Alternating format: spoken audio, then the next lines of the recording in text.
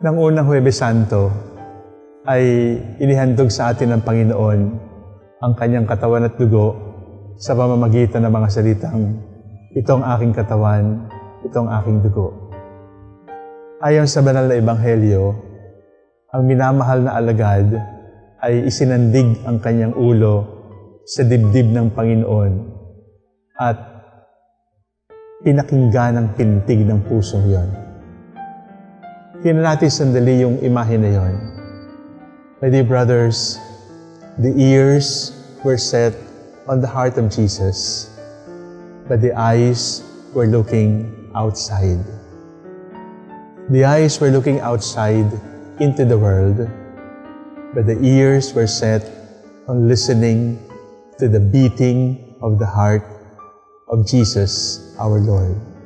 That is our duty, to lean our heads, our ears on the heart of Jesus, but our eyes look outside.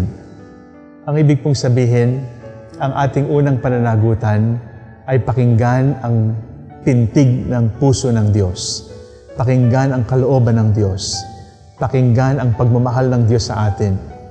Pero kaya natin pinapakinggan yon ay hindi para sa ating sarili. It is not for our own joy, it is not for our own peace, it is not just only for our own holiness. We listen to the heart of Jesus, we listen to the pounding of His heart, we know His will, we lean on His chest so that we can become better proclaimers upang ating narinig ay paalam, ang ating narinig ay ibunyag, ang ating narinig ay ipabatid sa lipunang naghihintay sa pintig sa puso ng Diyos. Hindi lahat ng mga kapatid natin ay maaaring sumandal sa dibdib ni Jesus. Pero tayo bilang mga pari, pwede nating isandal yung ating tainga sa kanyang dibdib. Meron tayong ganong karapatan, karangalan na pakinggan ang kanyang pintig. At huwag nating sayangin yon. That is where it all begins. To lean your heart on the chest of Jesus as you look outside and bring the beating of that heart to a world that is waiting for the peace, for the joy, for the love of God. At pagkatapos noon ay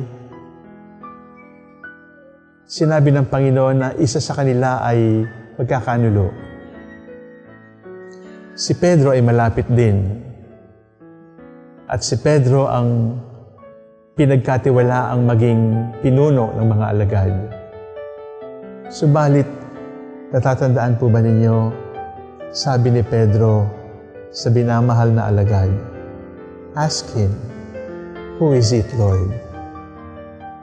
Ang tanong ay nakahilig yung ulo ng binamahal na alagad sa dibdib ng Panginoon. Pero bakit hindi pa si Pedro ang nagtanong at sinabing, "Lord, who is it?" Bakit pa kailangang idaan sa minamahal na alagad? Si Pedro ang authority. Si Pedro ang may karapatang magtanong. Subalit, anong ginawa ni Pedro? Yung karapatan, yung kapangyarihan, ay pumapangalawa lamang sa pagmamahal. So John, the beloved disciple, asked the Lord, "Who is it?" Because the only way to ask the Lord is through love. The only way to ask the Lord is not by authority, but by love, by charity. And it is the beloved disciple who has the right to ask that question because his heart is filled with the heart of the Lord. Sa ating buhay, mga minamahal kong kapatid, ganoon din naman. Meron tayong kapangyarihan. Ginagalang tayo sa bayan-bayan. Ginagalang tayo sa mga barangay. Ginagalang tayo ng kabataan. Mga matatanda at lolo at lolang mas matanda sa atin, nagmamano sa atin. Subalit, saan dadaan ang panalangin? Ang panalangin ay dadaan hindi sa ating kapangyarihang hawak, hindi sa lakas na hawak natin, hindi sa koneksyon na hawak natin.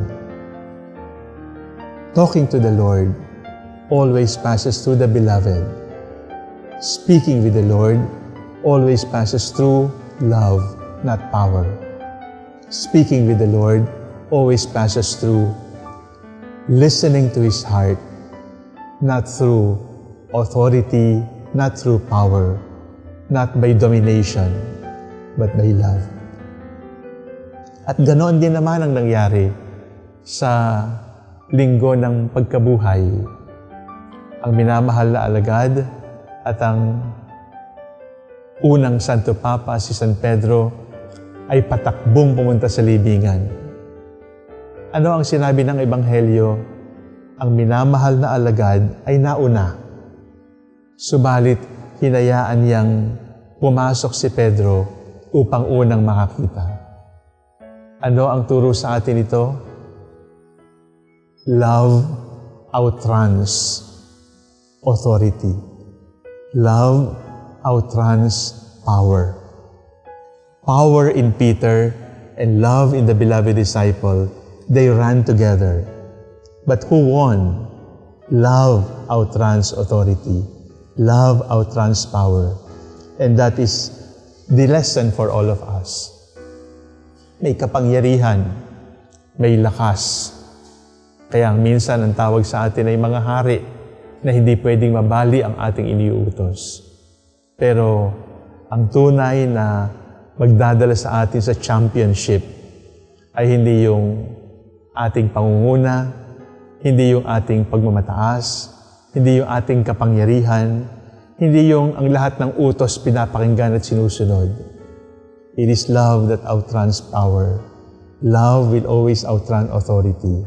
And that is the lesson of the beloved disciple for all of us. At kasama doon sa kanyang kwento ng pagsunod ay ang paninindigan sa paanan ng krus. Paninindigan kasama ng mahal na Birhen. Ulitin ko, nakatindig. Hindi nakalupasay, hindi nakaupo. May paninindigan. Anong ibig sabihin nito? Hindi sila sumama doon sa agos ng galit, ng puot, ng paghihiganti, ng inggit na nananaig noong mga sandaling yon. Pwede naman kasing sa sandaling yon ay narinig ng Birhen yung pagmumura sa kanyang anak. At pwede siyang magpapalahaw doon o awayin niya yung lahat ng sumisigaw sa kanyang anak o pigilin niya yung kamay na magpapako sa kamay at paa ng kanyang anak o pigilin niya yung mga sundalo na naghubad ng kanyang anak. Hindi niya ginawa yun.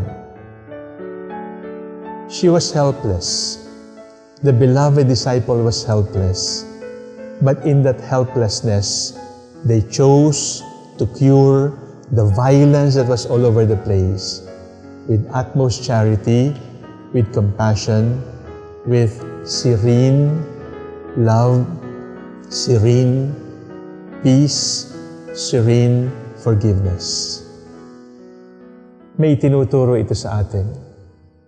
Magulo yung ating panahon. Ano gagawin natin? Lalabanan natin yung DDS? Lalabanan natin yung trolls, lalabanan natin yung bashers, lalabanan natin ang mura sa mura, lalabanan natin ang fake news sa fake news. Hindi.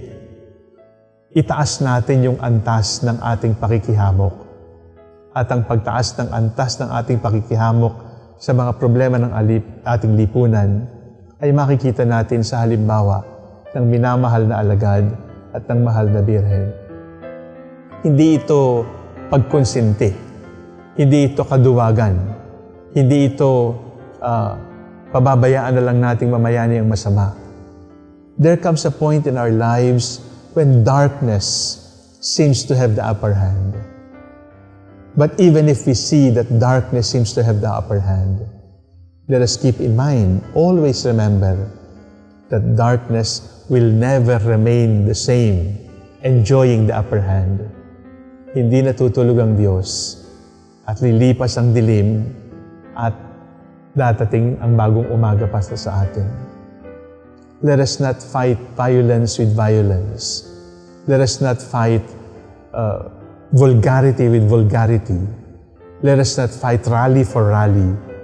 Let us stand up even if we seem helpless, we seem powerless, we seem weak. And then pour much love, pour much patience, pour much compassion, pour much mercy into the situation. Let us overcome fire with the water of life, with living water. And if we find that the world has forgotten to acknowledge sin, let us set the world on fire again with love, with mercy, and compassion. Final word, at the Last Supper, we are told that the disciples were there with the Lord. And the question is asked, where was the Virgin Mary? Where was the Blessed Mother? Was Mary at the first Eucharist? St. John Paul II answered that for us, and he said, the Gospels are quiet, but in my heart of hearts I know that the Virgin Mary was at the first Eucharist. Because when the Lord said, this is my body, where did the Lord get his body? But from the body of Mary. When the Lord said, this is my blood, where did the Lord get his blood? But from the blood of Mary. And therefore, Mary cannot be but be present at the first Eucharist, because the body and blood of the Lord came from the body and the blood of Mary. The fourth Gospel never named the beloved disciple. Of course, some of us interpret it as St. John, the beloved, the evangelist. But perhaps he chose it to be so, that the beloved disciple is not named, so that the beloved disciple can be you, can be me, can be all of us. We are called to lean on the chest and hear the beating of that love and look outside to proclaim it. We are called to lean on the chest, to talk to the Lord, and to understand that the way to talk to Him is by being the beloved. Love outruns power. Love outruns authority. In the end, only love will remain, and the beloved disciple and the Blessed Mother of God at the foot of the cross both teach us to love and to be faithful up to the very end. You, my dear brothers, are God's beloved. It is now our turn to turn the world into God's beloved world, and only that by the power of our mystical love. What the world needs now is mysticism, the proclamation, not coming from research, not coming from our studies, but from intimacy with the Lord in loving contemplation. God bless you.